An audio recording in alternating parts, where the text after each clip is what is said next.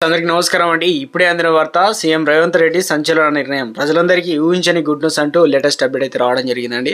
So ఆ వివరాలు ఏంటనేది వీడియో రూపంలో తెలుస్తుందాం. వీడియోని చివరి వరకు చూడండి, అర్థమవుతుందండి. మొదటిసారిగా నా ఛానల్ వస్తే తప్పకుండా సబ్స్క్రైబ్ చేసుకొని bell button all notification activate చేసుకోండి. చూస్తున్నారని లైక్ చేయడం మర్చిపోతున్నారు, దయచేసి లైక్ చేయండి. లేట్ చేయకుండా వీడియోలకి అయితే వెళ్ళిపోదామండి. మనం రైతు భరోసాకు అవసరమైనటువంటి నిధుల విషయంలో రాష్ట్ర ప్రభుత్వానికి భరోసా లభించినట్టు తెలుస్తుంది. సంక్రాంతి నుంచి అమలు చేస్తామని ప్రకటించిన ఈ పథకానికి నిధుల సమీకరణ కొలికి వచ్చినట్లు సమాచారం.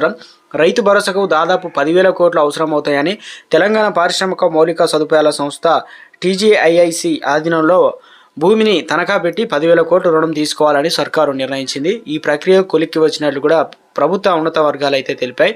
9.6% వార్షిక వడ్డీతో 10,000 కోట్లు అప్పు ఇవ్వడానికి ఐసిఐసిఐ అనగా ఇది బ్యాంకులు అయితే ముందుకు వచ్చినట్లు తెలిసింది. ఈ నెలాఖరులోగా రుణం అందవచ్చాయని చెప్పేసి జనవరి నుంచి అమలు చేసే రైతు భరోసా పథకానికి ఆ సొమ్ము వినియోగించే అవకాశాలు ఉన్నాయని చెప్పేసి ప్రభుత్వ వర్గాలు అయితే తెలిపాయి. కోకాపేట రాయదుర్గంలో టీజీఐఐసి ఆధీనంలో 400 ఎకరాల భూమిని తనఖా పెట్టి అప్పు తీసుకోవాలని భావించింది సర్కారు.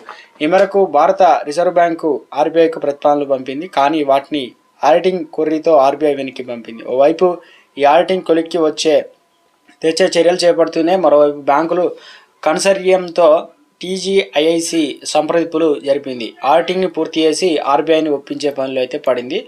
దీంతో ఐసిఐ బ్యాంకు రుణం ఇవ్వడానికి ముందుకొచ్చింది. ఈ నెలాఖరులోగా 10,000 కోట్ల రుణం తీసుకునేటువంటి అవకాశాలు ఎక్కువగా ఉన్నాయని చెప్పేసి ప్రభుత్వంలోని ఓ కీలక వ్యక్తి ఒకరు చెప్పారు. మరోవైపు ఈ నెలాఖరు నాటికి 7,000 మందికి పైగా ఉద్యోగులు పదవి విరమణ చేరున్నారు. వారికి చెల్లించే ప్రయోజనాల కోసం 2,000 కోట్లకు పైగా నిధులు కావాలని, వీటన్నిటిని దృష్టిలో పెట్టుకొని ప్రభుత్వం 2,000 కోట్ల రూపాయలు అంటే దాదాపు 10,000 కోట్ల రూపాయలు రుణం తీసుకునేందుకు చర్యలు అయితే చేపడుతుంది. మొత్తం మీద రైతు భరోసా నిధులు